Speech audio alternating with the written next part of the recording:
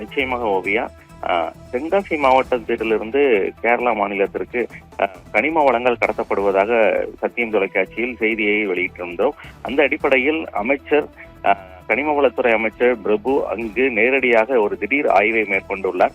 அதாவது தென்காசி மாவட்டம் புலியரை சோதனை சாவடி வழியாக தினம்தோறும் ஆயிரக்கணக்கான கனரக வாகனங்களில் இங்கிருந்து கனிம வளங்கள் அண்டை மாநிலமான கேரளாவிற்கு அதிகமாக கொண்டு செல்லப்படுகிறது. அந்த கனிம வளங்கள் அதிகமாக கொண்டு செல்லப்படுவதன் காரணமாக இப்பகுதியில் உள்ள கிராமப்புற சாலைகள் பெயர்ந்தும் இங்கிருந்து குவாரிகளில் அதிகமாக கனிம வளங்கள் வெட்டப்படுவதற்கு காரணமாக இயற்கை வளங்கள் சுரண்டப்படுவதாகவும் பொதுமக்கள் தொடர்ந்து ஒரு குற்றச்சாட்டை வைத்து வந்தனர். மேலும் இதன் காரணமாக இங்கு பல்வேறு இயற்கை வளங்கள் சுரண்டப்படுகிறது. எனவே இதனை தடுத்து நிறுத்த வேண்டும் என்பது இங்கு இப்பகுதி மக்களின் பெரும்பாலான கோரிக்கையாக இருந்து வந்தது. திமுக மற்றும் அதிமுக ஆட்சி காலத்தில் இது தொடர்ந்து வந்த நிலையில் தற்போது பொறுப்பேற்றுள்ள தமிழக வெற்றி கழகம் இதற்கு குறித்து உரிய நடவடிக்கை எடுக்க வேண்டும்.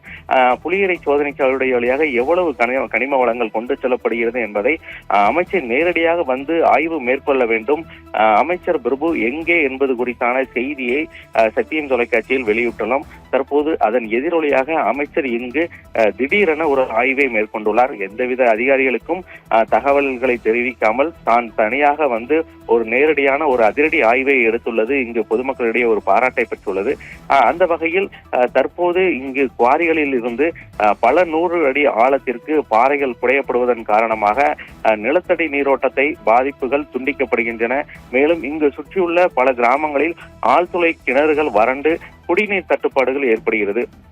அந்த வகையில் நீர் ஆதாரம் குறைவதன் காரணமாக காற்றின் ஈர்ப்பதம் வறண்டு விவசாய நிலங்களும் படிப்படியாக ஒரு தரிசு நிலங்களாக மாறக்கூடிய சூழலும் ஏற்படுகிறது. அந்த வகையில் அரசு அனுமதித்த எடையை விட பல மடங்கு கூடுதல் சுமையுடன் லாரியில் செல்வதன் காரணமாக பல கோடி ரூபாய்க்கு செலவில் போடப்பட்டுள்ள தார் சாலைகளும் சில மாதங்களிலேயே குண்டும் குழியுமாக சிதைந்து விடுகிற சூழல்களும் ஏற்படுகிறது. இதையெல்லாம் கருத்தில் கொண்டு அமைச்சர் பிரபு இங்கு நேரடியாக வந்து ஆய்வு மேற்கொண்டுள்ளார். இங்குள்ள அதிகாரிகளிடம் கேட்டு அறிந்துள்ளார். லாரிகள் செல்லப்படுவது குறித்து பதிவேடுகளையும் நேரடியாக ஆய்வு மேற்கொண்டதாகவும் கூறப்படுகிறது. எனவே இது குறித்த உரிய நடவடிக்கைகள் விரைவாக எடுப்பார் எனவும் எட்டப்படுகிறது. அந்த வகையில் அதிகாரிகள் கேட்டறிந்ததன் அடிப்படையில் இங்குள்ள கனிம வளங்கள் வெட்டி எடுக்கப்படுவதை தடுத்து நிறுத்துவதற்கான ஒரு நிரந்தர முடிவை எடுப்பார் எனவும் எதிர்பார்க்கப்படுகிறது. இதற்கான சிறப்பு குழுக்கள் அமைக்கப்படுமா என்ற கேள்விகளும் எழுப்பப்படுகிறது. அந்த வகையில் அமைச்சர் பிரபு இங்கு நேரடியாக ஆய்வு மேற்கொண்டது பொதுமக்களிடையே ஒரு திருப்தியை ஏற்படுத்தினாலும் இது குறித்த ஒரு தொடர் நடவடிக்கைகள் எடுக்க வேண்டும் என்பதே இப்பகுதி மக்களின் கருத்தாக இருந்து வருகிறது.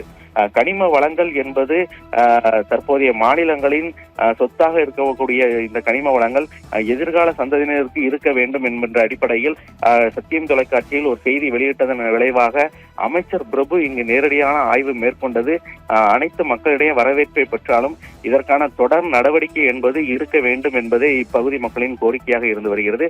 அந்த அடிப்படையில் விரைவான நடவடிக்கைகள் மேற்கொள்ளப்படும் எனவும் எதிர்பார்க்கப்படுகிறது என்பதும் குறிப்பிடத்தக்கது. ஓவியா.